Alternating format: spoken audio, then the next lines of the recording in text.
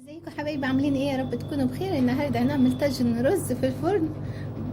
طعمه تحفه تحفه، مش خطير، تحفه بجد يا بنات، جربوه. الطريقه دي بتبقى سهله ولذيذه وطعمها لذيذ كمان. عباره عن ايه؟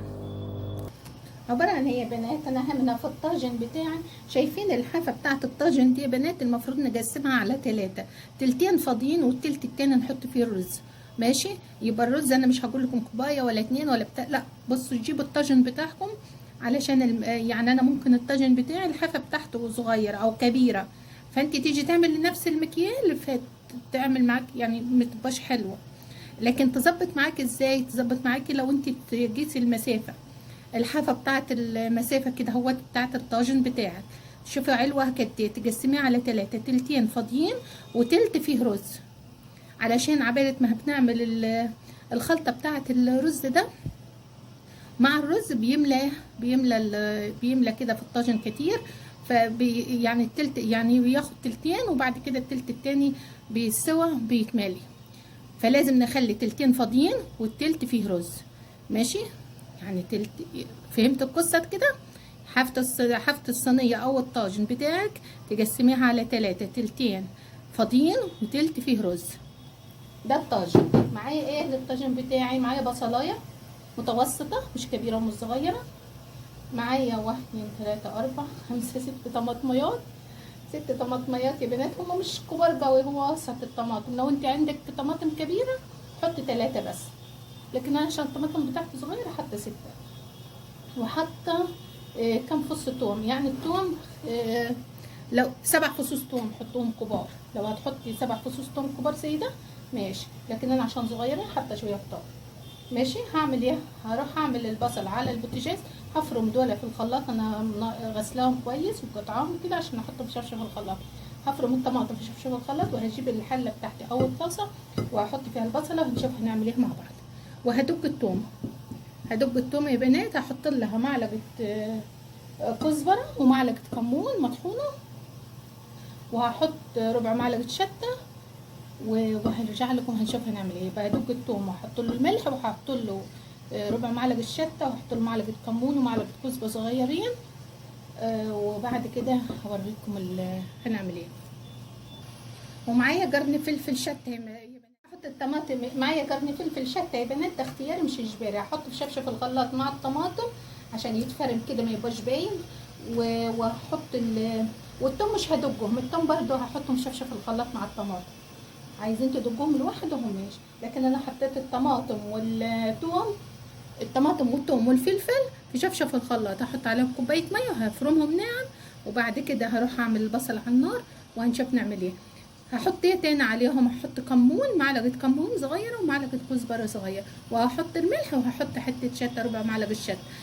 كل الشطه او الفلفل ده اختياري مش اجباري. هنا يا بنات انا جبت طاسه وحطيت فيها زيت، حطيت معلقه زيت كبيره زي معلقه كبيره قد كده، وحطيت البصله بتاعتي. ماشي.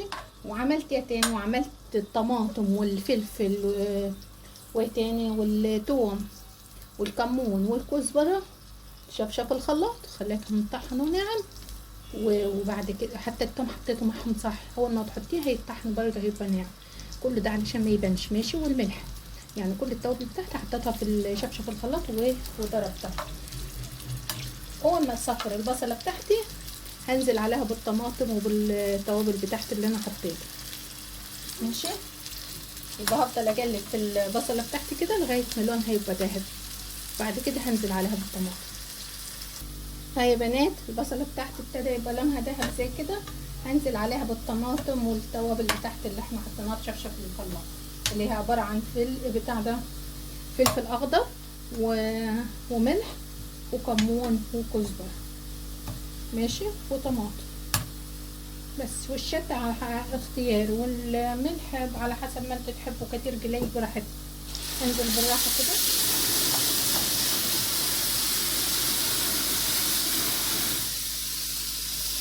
معلش على الازعاج اللي حصل ده. الزيت المفروض نوطي النار، بتعملوا ازاي انا كده؟ المفروض توطوا النار وتنزلوا بالطماطم. انا الزيت خفت على البوتاجاز، فعشان كده عمل الدوشه اللي عملناها دي. خلي بالكم يا بنات، المفروض نعمل ايه؟ نهدي البوتاجاز قبل ما ننزل بالطماطم بتاعتنا، علشان انا لما الزيت عمل فالنار عليت كده وعملت طشه. ماشي، خلي بالكم من الحركه دي. يعني المفروض نهدي النار وننزل بالطماطم بتاعتنا، عشان لما الطماطم ساقعه والبصل والزيت سخن عمل معايا كده فطفط على البوتاجاز وعمل ايه النار كده. خلي بالكم من الحركه دي، ما تعملوش زي انا عشان مستعجله مخدتش بالي ان انا اهدي النار شويه. هعمل ايه دلوقتي؟ هظبط الملح بتاعه، ادوقه في الوقت ده واظبط الملح بتاعه. ماشي، وبعد كده هسيبه ياخد كام غلوه واحده، يعني غلوتين كده، وبعد كده اروح طافيه عليه وانزل بيها على الرز بتاعي. ابقى مولع الفرن جنبيها عشان لازم الفرن تبقى سخنه علشان الرز ما يعجنش. ممكن اللي مش عايز يعمل رز تعملي مكرونه بنفس الطريقه، تقسم حافه الصينيه على 3، تلت مكرونه والباقي تلتين فاضيين. عايزه تعمل لسان عصفور نفس الطريقه برضو، تحط لسان العصفور وتحط برضو تلتين فاضيين في الصينيه او في الطاجن والباقي لسان عصفور. يعني اللي مش عايز يعمل رز يعملها اي حاجه عايزينها، مكرونه لسان عصفور بس، هما ده اللي ينفعوا معانا. يعني يا رز يا مكرونه يا لسان عصفور، نفس الطريقه ونفس المقادير هي بس اللي يختلف النوع اللي انت هتعملوه. تظبطوا الملح في الوقت ده علشان الملح اللي انت هتعملوه هو اللي هيقعد معاهم.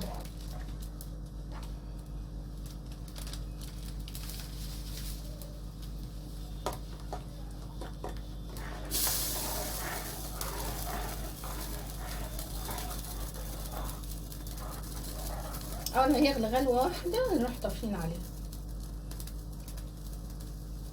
انا ظبطت الملح بتاعي والتوابل وكل حاجه. هاي يا بنات انا كده انا اسفه بس عشان الشتا عمل ملكح، معلش. كنت هقول لكم ايه، انا كده خليته غلوتين وبعد كده رحت طفيت عليه وهنزل بيه على الرز بتاعي. شايفين الرز هيشربه وهيبقى زي العسل. بس كده.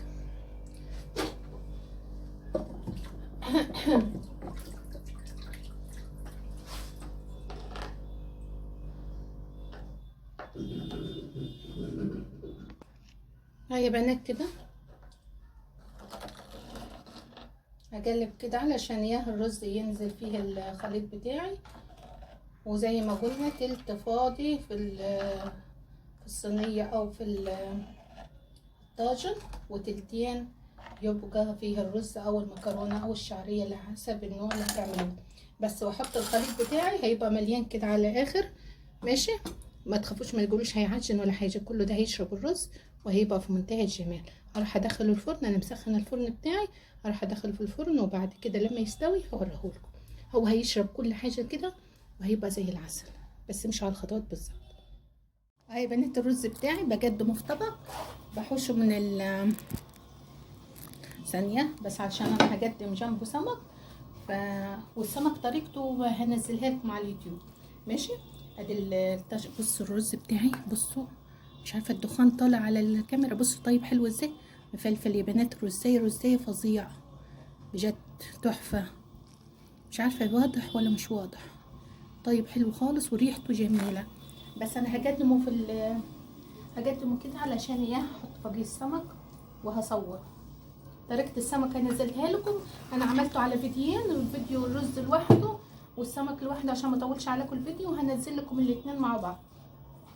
طريقه السمك، طريقه الرز اللي عملناها في الطاجن، وطريقه ايه تاني، طريقه السمك اللذيذ بتاعنا اللي احنا عملناه النهارده. بجد تحفه يا بنات، جربوها، الطريقه دي بتبقى خطيره. رز طيب علشان لو حد قال لي ما طيبش رز، بصوا شكله فظيع فظيع بامانه وتحفه. جربوها يا بنات، الوصفه دي حلوه خالص. وطريقه السمك برضو اللي انا عاملاها اللي هنزلها تحفه برضو، جربوها يا بنات حلوه خالص.